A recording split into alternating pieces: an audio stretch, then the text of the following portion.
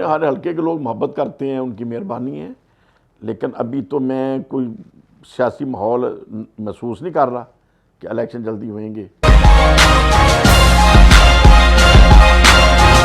یہ بندہ سمجھتا ہے کہ میں اس پلیٹ فارم سے اپنے علاقے کی بہتر خدمت کر سکتا ہوں، اپنے ملک کے لیے بہتر کنٹریبیوشن کر سکتا ہوں۔ نون لیگ کے ساتھ میرا ایم این اے رہا ہوں نون لیگ سے، اور پھر میں جب ضلع ناظم بنا، پرویز الہی صاحب نے مجھے ضلع ناظم بنایا تو میں نے پھر بطور خاص جو ملٹری کے خلاف مریم صاحبہ نے اور نواز شریف صاحب نے جو بولنا شروع کیا،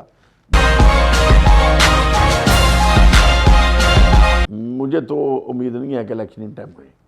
میرا تو اندازہ ہے کہ یہ سال 1.5 سال الیکشن ہوتے نظر نہیں آ رہے۔ لیکن ابھی میری تو صرف یہ حکومت وقت سے یہ ریکویسٹ ہوگی کہ اگر انڈیا کے ابھی نندن کو ہم نے چائے پلا کے بھیج دیا تھا۔ بسم اللہ الرحمن الرحیم۔ ناظرین، آج ہم آپ کو ایک بہت ہی عظیم ہستی اور پاکستان کے مشہور سیاسی ہستی سے ملاقات کروائیں گے جن کا تعلق شرک پور شریف سے ہے۔ ناظرین، میاں جلیل احمد شرک پوری صاحب یہ کسی تعارف کے محتاج نہیں ہیں۔ یہ ضلع شیخو پورے میں بطور ناظم رہے، پہلے یہ ایم این اے بھی رہے، اس کے بعد یہ ایم پی اے بھی رہے، تو ان کے پاس اس وقت کافی عہدے ہیں جو انہوں نے اپنی زندگی میں جو کافی دور دیکھے سیاست کے۔ حضرت میاں شیر محمد صاحب شرک پوری صاحب کے صاحبزادے ہیں اور گدی نشین بھی ہیں، اس وجہ سے ان کا کافی علاقے میں یہ معتبر ہیں اور احترام کی نظر سے دیکھے جاتے ہیں، کافی لوگ ان کے ماننے والے ہیں۔ تو آج ہم آپ کی ملاقات ان سے کراتے ہیں۔ جی السلام علیکم میاں صاحب۔ جی وعلیکم السلام۔ کیا حال ہے جناب؟ ٹھیک ہیں؟ الحمدللہ جی، اللہ کا شکر۔ میاں صاحب بڑی مہربانی، آپ نے اپنے قیمتی وقت میں سے وقت دیا ہمیں۔ جی آپ کی مہربانی، آپ نے یاد کیا جی، یہ آپ کے لیے بیٹھنے کا موقع مل گیا آپ کے ساتھ۔ جی بہت شکریہ۔ تو میاں صاحب، آج کل کے حالات جو حکومت کے چل رہے ہیں یا اپوزیشن کی جو آپ کی پہلے پارٹی تھی پی ٹی آئی، تو اس کے متعلق ہمیں کچھ اس کا بتائیں کہ یہ آج کل کیا پوزیشن ہے آپ کی سیاست میں؟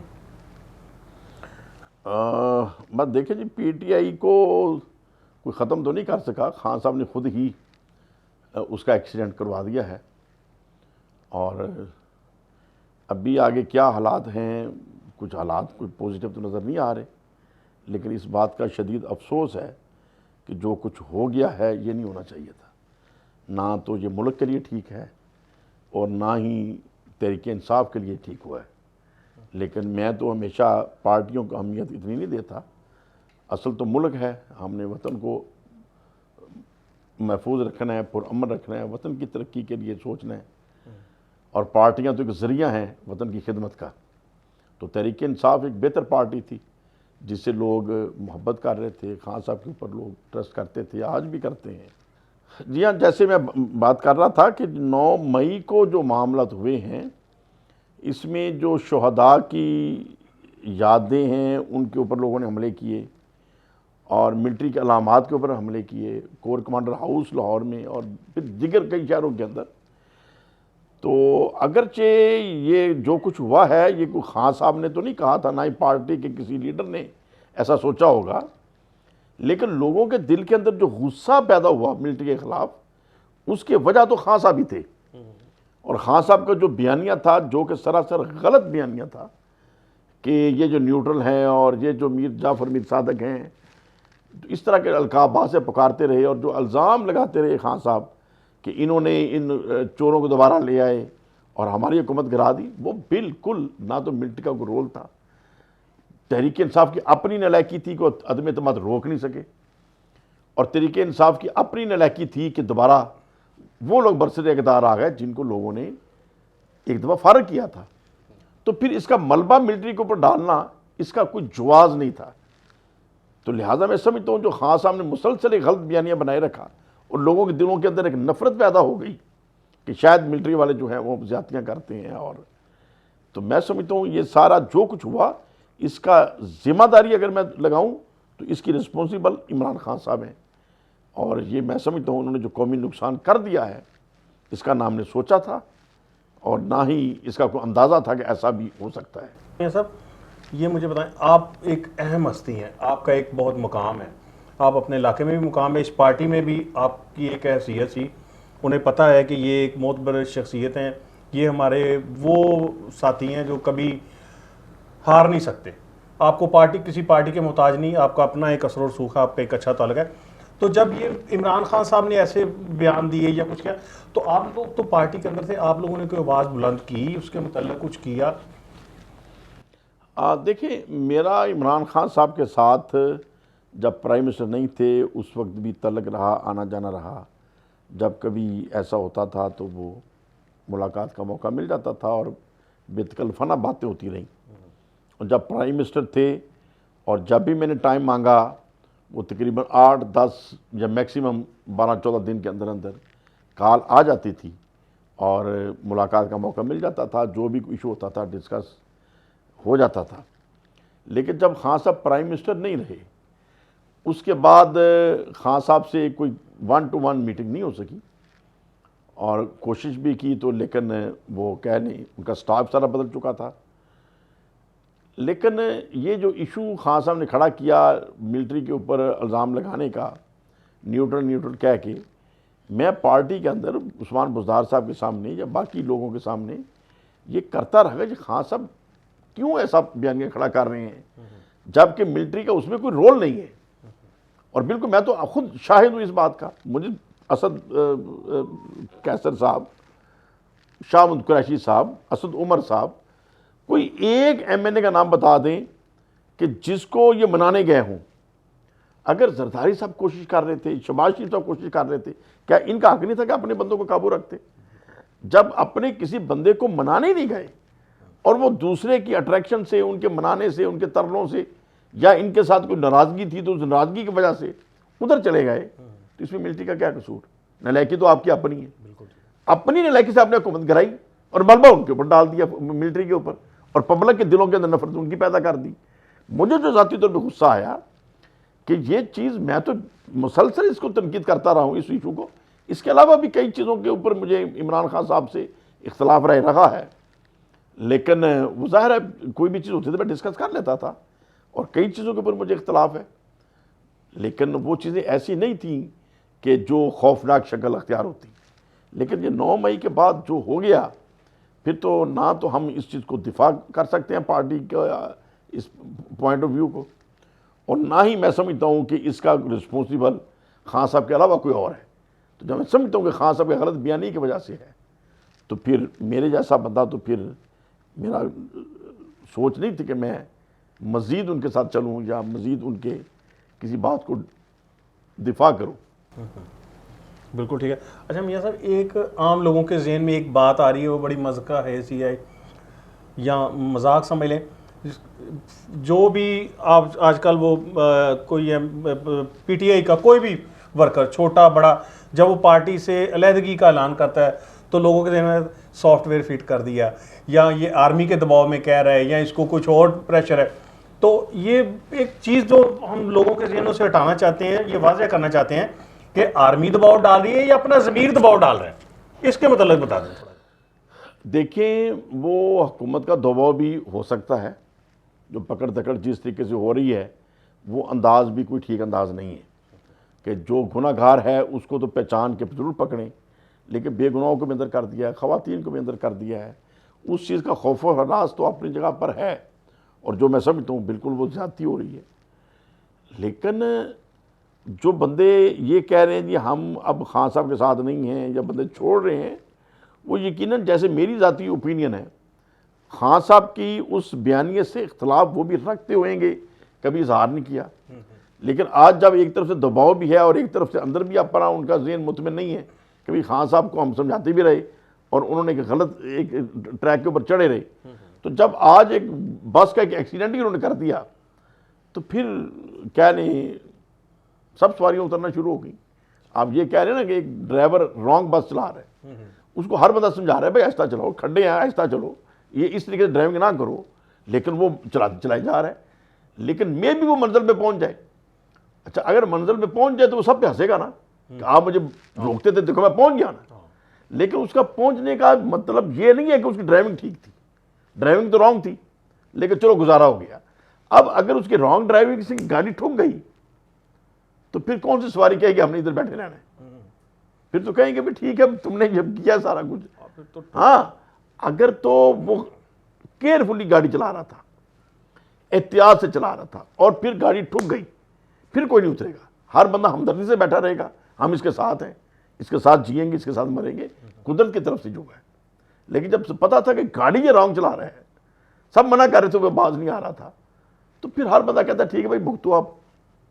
یعنی کہ یہ تاثر غلط ہے کہ یہ آرمی کے کہنے پہ سب لوگ نہیں اس کو چھوڑ رہے ہیں۔ دیکھیں ادھر سے بھی پریشر ہوئے گا، لیکن پریشر ہونے کے باوجود لوگ برداشت کرتے ہیں اگر اندر مطمئن ہو، جتنا مرضی پریشر آ جائے، اگر جب بندہ کا اندر ضمیر مطمئن ہے کہ نہیں میں صحیح جگہ پہ ہوں، بندے کھڑے رہتے ہیں۔ لیکن جب بندہ اندر سے سمجھتا ہے کہ نہیں غلط ہو گیا ہے اور یہ بیانیہ ہی غلط تھا اور اس بیانیہ کو سپورٹ نہیں کی جا سکتی، تو تھوڑا ادھر سے دباؤ بھی آیا، بندہ کہتا ہاں جی نہیں میں تو پہلے ہی اس کے حق میں نہیں ہوں۔ مطلب اگر بندے حق میں ہوتے تو پھر جو مرضی دباؤ آ جائے بندے چھوڑتے نہیں ہیں۔ ہاں جیسا مرضی دباؤ۔ کیا پیپلز پارٹی کے وقت دباؤ نہیں تھا ورکروں کے اوپر؟ کتنے بندے پیپلز پارٹی کو چھوڑ گئے؟ جو پیپلز پارٹی کے کارکن تھے ان کے ساتھ ہی رہے۔ ٹھیک ہے نا؟ بالکل ٹھیک ہے میاں صاحب۔ میاں صاحب آئندہ کے لیے کیا لائحہ عمل ہے؟ آپ کس پارٹی میں جانا چاہیں گے یا کیا؟ کیونکہ کروڑوں لوگوں کی نظریں آپ پہ ہیں، آپ کے جو نہیں ہم نے ہر حلقے کے لوگ محبت کرتے ہیں، ان کی مہربانی ہے، لیکن ابھی تو میں کوئی سیاسی ماحول محسوس نہیں کر رہا کہ الیکشن جلدی ہوئیں گے، اور اگر انتخابات ہوتے ہیں اور پھر اس کے بعد اس وقت دیکھیں گے۔ میری فرسٹ ترجیح تو یہ ہے کہ جو مذہبی گروپ ہیں وہ میری دعا ہے کہ اللہ کرے وہ متحد ہو جائیں اور لوگوں کی ڈائریکشن دیں، تو وہ تو سب سے اچھی آپشن ہے۔ لیکن اگر وہ متحد نہیں ہوتے تو پھر جو بھی بیسٹ اویلیبلٹی ہوئے گی ملک کے لیے، علاقے کے لیے، جس کے ذریعے بندہ سمجھتا ہے کہ میں اس پلیٹ فارم سے اپنے علاقے کی بہتر خدمت کر سکتا ہوں، اپنے ملک کے لیے بہتر کنٹریبیوشن کر سکتا ہوں، تو تمام پارٹیاں پاکستان کی پارٹیاں ہیں، تمام پاکستانی ہیں، تمام اپنا اپنا ایجنڈا رکھتے ہیں۔ آپ نون لیگ میں دوبارہ واپسی ہو سکتی ہے؟ دیکھیں نون لیگ کے ساتھ میرا ایم این اے رہا ہوں نون لیگ سے، اور پھر میں جب ضلع ناظم بنا، پرویز الہی صاحب نے مجھے ضلع ناظم بنایا، تو میں نے اس وقت بھی نون لیگ نہیں چھوڑی تھی، نون لیگ کے ساتھ ہی میں کاف لیگ کے تعاون سے میں ضلع ناظم بنا، لیکن نون لیگ نہیں میں نے چھوڑی تھی۔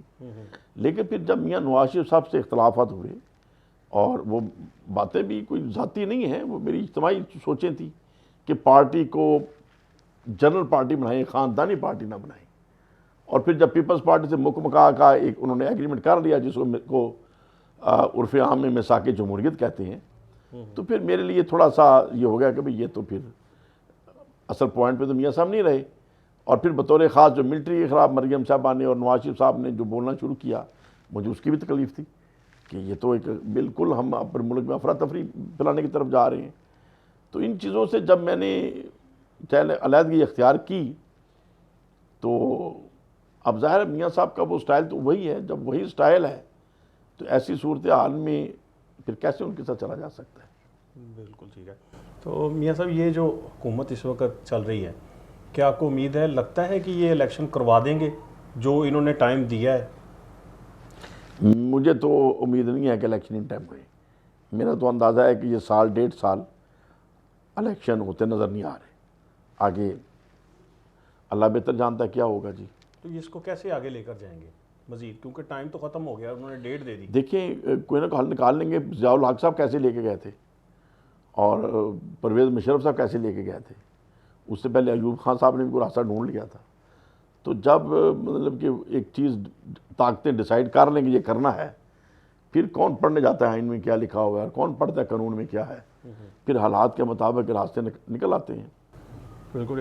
میاں صاحب تھوڑا سا یہ بتا دیں، آپ نے آپ ضلع ناظم بھی رہے، بطور ایم پی اے بھی، ایم این اے بھی، آپ نے علاقے میں کوئی ترقیاتی جو کوئی خاص کام کروائے، اس کے متعلق ہمیں تھوڑا سا بتا دیں۔ جی اللہ کا شکر ہے جی، اپنا بطور ایم این اے بھی ظاہر میں اپوزیشن میں تھا، لیکن اپوزیشن میں رہنے کے باوجود ایک حضور شیر ربانی رحمۃ اللہ علیہ کے صدقے لوگ محبت کرتے ہیں، اور اس وقت جمالی صاحب وزیر اعظم تھے، تو علاقے کی سوئی گیس میں اس وقت ڈلوانے میں کامیاب رہا، اور ان کی مہربانی کے بطور خاص مجھے، اور اس وقت سوئی گیس منسٹر نے مجھے کہا کہ آپ پہلے اپوزیشن ممبر ہیں کہ پرائم منسٹر نے اتنی بڑی گرانٹ آپ کو دے دی ہے، تو یہ کوئی چھوٹی بات نہیں تھی۔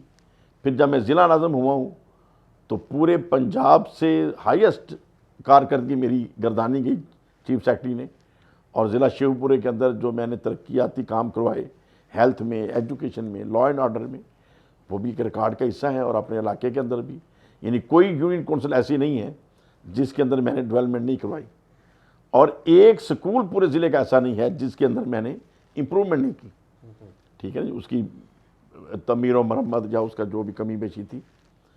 اور پھر ٹی ایچ کے شرق شریف بھی اسی دور میں بنوایا. پھر ابھی بطور ایم پی اے عثمان بزدار صاحب کی مہربانی سے میں نے اربوں روپے خرچ کروانے میں کامیاب رہا، جو امپورٹنٹ چیزیں تھیں. بہت زیادہ پرابلم والے ایریے تھے جہاں بزدار صاحب کی مہربانی سے ہم نے وہ سڑکیں آج سے 9 بنوائیں، اور دیہاتوں کے اندر بھی کافی کام کروایا. ہیلتھ اور ایجوکیشن سیکٹر میں بھی کام کرنے میں کامیاب رہے. اللہ کا شکر ہے، وہ تو جتنا میں نے کام کیا ہے ہمارے علاقے کا کوئی نمائندہ وہ مجھے کمپیٹ نہیں کر سکتا. بالکل ٹھیک ہے. تو ایجوکیشن کے حوالے سے کوئی ایسا کام جس پہ کچھ زیادہ بات کی جا سکے؟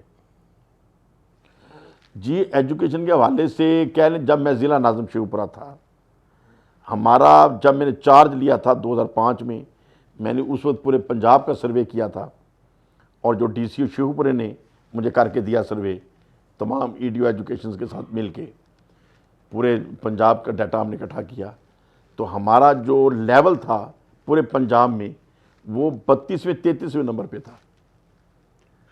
اور پھر جب ہم نے نیت کی کہ نہیں ہم نے امپرومنٹ کرنی ہے ہیلتھ میں، ایجوکیشن میں، تمام ڈپارٹمنٹ میں، تو 2 سالوں کے بعد ہم ایجوکیشن میں پنجاب میں ٹاپ 5 پہ آئے، ہماری دوسری پوزیشن آئی. ہیلتھ میں ہماری تیسری پوزیشن رہی. فائنانس اینڈ پلاننگ میں ہماری نمبر 1 پوزیشن آئی. اور 2 سالوں کے اندر ہم تمام ڈپارٹمنٹس کو اٹھا کے اوپر لے گئے. اور میں تو خود بڑا حیران ہو گیا کہ یہ کیا ہوا ہے، کہ مطلب کہ کون سے میرے ہاتھ میں کوئی ایسا طاقت ہے جو چیف منسٹر کے پاس ہوتی ہے. لیکن بس یہی تھا کہ اخلاص تھا، نیک نیتی تھی، اور آفیسرز کے ساتھ مشاورت سے ہم چلے، اور انہی سے مشورہ کیا، انہی سے سمجھا، اور انہی کے ذریعے امپرومنٹ کی. اور الحمدللہ وہ ریکارڈ ترقیاتی کام اس وقت ہوئے. اور ابھی بھی بطور ایم پی اے میری کوشش تھی کہ ہم جو ایجوکیشن سیکٹر ہے اس کو امپروو کریں، اس کو آگے لے کے جائیں. اگرچہ اس دوران میں اس لیول کا کام نہیں کر سکا جتنا میں سوچتا تھا یا کرنا چاہتا تھا. ظاہر ہے بطور ایم پی اے تو پھر بندے کی اتھارٹی نہیں ہوتی، بطور ضلع ناظم تو ایک اختیار تھا. اور الحمدللہ میں بزدار صاحب کو یہ ضرور کہتا رہا ہوں کہ مجھے تو کوئی عہدے کی ضرورت نہیں ہے، نہ مجھے منسٹر کی آفر بھی ہوئی تو میں اوائڈنگ ایٹیٹیوڈ ہی رہا، چونکہ یہ منسٹر جب بندہ بنتا ہے تو ایک نظروں میں آ جاتا ہے، اور پھر اختیار اتنا نہیں ہوتا. تو مجھے یہ تھا کہ آپ مجھے ہیلتھ اور ایجوکیشن میں خاموش کام کرنے دیں، تو اگر میں خاموشی سے آپ کے ساتھ کوآرڈینیشن کروں گا تو آپ تصور نہیں کر سکتے کہ ہم اپنے پنجاب کی ایجوکیشن اور ہیلتھ کو کہاں لے جائیں گے. اور میں نے یہ بھی فارمولہ دیا کہ اگر اس طریقے سے ہم اپنی پرچیز پلاننگ کریں تو ہم تقریباً 32 ارب روپیہ پرچیز کے اندر بچا سکتے ہیں. لیکن بہرحال پھر وہ جو لابیز لگی ہوتی ہیں کمانے والی، لوٹنے والی، وہ ایسی باتیں جو ہے وہ نہیں آفیسرز کو یا حکمرانوں کو ماننے دیتی. صاحب آخری ایک سوال میں آپ سے پوچھوں گا، بالکل یہ لاسٹ میں، یہ صرف مجھے اتنا آپ عمران خان صاحب کا کیا مستقبل دیکھتے ہیں آنے والے وقت میں؟ دیکھیں یہ مستقبل تو اللہ تعالیٰ کو پتہ ہے، لیکن میں تو مشورہ دے سکتا ہوں. مشورہ جتنے بھی دیے انہوں نے عمل کبھی نہیں کیا. اور میں نے ان کے یہ 9 مئی سے پہلے ان کو 2 مہینے پہلے سے مشورے دے رہا تھا کہ آپ یا تو ملا عمر کی طرح روح پوش ہو جائیں جہاں کوئی آپ کا تحفظ کرنے والا نہیں ہے، نہ کوئی عدالت نہ کوئی ادارہ، یا پھر امام خمینی کی طرح ملک چھوڑ دیں. اور اگر یہ میرے مشوروں کے اوپر عمل کیا ہوتا اور باہر سے بیٹھ کے وہ کمپین کرتے تو پارٹی بھی بچ جاتی اور ان کا ایک بیانیہ بھی چلتا رہتا، اور یہ 9 مئی کا ایکسیڈنٹ بھی نہ ہوتا. جو بچے شہید ہو گئے، جو بچے زخمی ہو گئے، اور آج جو اتنے جیلوں کے اندر ہیں تو ان کا کون ذمہ دار ہے؟ تو وہ تو بہرحال بات ماننے کا مزاج نہیں ہے ان کا. لیکن اب بھی تو میں انہیں صرف یہ مشورہ دینا چاہوں گا کہ اگر پارٹی کو بچانا چاہتے ہیں تو اللہ اللہ کریں، جو نمازیں ان کی قضا ہیں ان کی قضائیاں دیں، درود شریف پڑھیں، اور شاہ محمود کراچی صاحب کو، چودھری پرویز علی صاحب کو، اسد عمر صاحب کو پارٹی چلانے دیں، اور بالکل اعلان کہ بھی میں آج کے بعد ریسٹ پہ ہوں. اور اگر وہ سمجھتے ہیں کہ وہ پاکستان کے لیے بہت ضروری ہیں اور ان کے بغیر نظام نہیں چلتا تو مجھے بتائیں اگر کل اللہ کو ویسے منظور ہوا کہ وہ دنیا سے چلے جائیں تو پھر پاکستان کے ڈوب جائے گا. کوئی بندہ اپنے آپ کو حرف آخر سمجھے تو یہ اس کی بہت بڑی بیوقوفی ہوتی ہے. لیکن جب ایک اتنا بگ ڈیزاسٹر ہو گیا تو اب میں خان صاحب کی جگہ سیاست میں نہیں دیکھتا. اگر وہ سیاست میں رہنے کے اوپر بضد ہوئیں گے تو یہ پھر ان کی ایک میں سمجھتا ہوں بے سمجھی ہے. بہتر یہ ہے کہ وہ سرپرستی کریں اور اعلان ایک سائڈ پہ ہو جائیں اور اپنے دوسرے ساتھیوں کے اوپر اعتماد کریں, انہیں کام انڈیپینڈنٹ کرنے دیں. میاں یہ جو بچے پکڑے گئے ہیں, یہ جو جن کو آج کل فوجی عدالتوں میں جن کے خلاف کارروائی چل رہی ہے, ان کا کیا بنے گا؟ ان کو کون پوچھے گا؟ کیونکہ کچھ تو لوگ ہیں جن کے پاس اتنے پیسے نہیں ہیں کہ کھانا پورا کریں. دیکھیے یہ بھی تو المیہ ہے. کیا خان صاحب نے کوئی ایسا میکانزم بنایا تھا پہلے؟ جو پکڑے جائیں گے ہم ان کا کیا کریں گے؟ جو شہید ہو گئے انہوں نے خبر لی ان کی؟ مطلب کہ ایک ایسا, مجھے غصہ ان کے اوپر کیوں ہے کہ یار آپ ایک ایسا کام کر رہے ہیں جس کو آپ سنبھال نہیں سکتے. جس چیز کی صلاحیت تمہارے پاس نہیں ہے وہ تم شور مچایا ہوا ہے, یہ نیوٹرل, یہ وہ نیوٹرل, وہ فلانا یہ ٹمکانا. خام خواہ ایک ادارے کو غصہ چڑھا کے اپنے خلاف کر لیا جبکہ ان کا فالٹ بھی کوئی نہیں تھا. لیکن ابھی میری تو صرف یہ حکومت وقت سے یہ ریکویسٹ ہوگی کہ اگر انڈیا کے ابھی نندن کو ہم نے چائے پلا کے بھیج دیا تھا تو ان بچوں سے غلطیاں ہوئی ہیں, تو انہیں بھی یہ ہے کہ کب چائے کا پلائیں اور انہیں آئندہ سمجھائیں کہ بیٹا آئندہ ایسا کام نہیں کرنا. بہت اچھے, یہ ایک برداشت اور بڑی ہمت والی بات کی ہے میاں صاحب نے کہ یہ ہمارے بچے ہیں, انہوں نے جذبات میں آ کر یا جیسے بھی یہ کام کیا ہے ان کے ساتھ شفقت برتی جائے. یہ ایک بہت اچھا میسیج دیا ہے. ہر بندے کی اپنی اپنی سوچ ہے, اور میاں صاحب کی ایک اچھے خاندانی آدمی ہونے کے ناطے, ایک اچھے گھرانے سے ان کا تعلق ہے, تو یہ ایک بہت اچھا پہلو سامنے لائے ہیں کہ ان بچوں کو پیار سے, جیسے ابھینندن ہمارے دشمن ہیں اور غیر مذہب ہیں جن کے ساتھ ہمارا کوئی تعلق ہی نہیں ہے اور ہم پہ بم باری کر رہا ہے, ہمیں مارنے کی کوشش کر رہا ہے, ہم اس کو ایک چائے کی پیالی پلا کے تو اس کو چھوڑ سکتے ہیں. تو یہ تو پھر ہمارے بچے ہیں. نہ دل میں خلشیں رہیں گی, نہ دوریاں پیدا ہوں گی, اور اس سے پیار محبت زیادہ پیدا ہوگا. بہت شکریہ میاں صاحب, بہت اچھا لگا, آپ نے ٹائم دیا جناب, باتیں دی بتائیں ہمیں, اور بہت اچھا مزہ آیا آپ کے ساتھ اللہ کرے کر کے. آپ کے چینل کے ذریعے لوگوں کو باتیں سمجھ آ جائیں اور لوگ نیشنل انٹرسٹ میں سوچیں بجائے اپنی ذات کے اور اپنی پارٹیوں کا سوچنے کے. بہت شکریہ جی. آج کے اس خصوصی موقع پر میں دوبارہ میاں صاحب کا شکر گزار ہوں. میں ہوں آپ کا ہوسٹ عظیم چودھری, کیمرہ مین ذیشان یوسف کے ساتھ. تھینک یو جی, اللہ حافظ.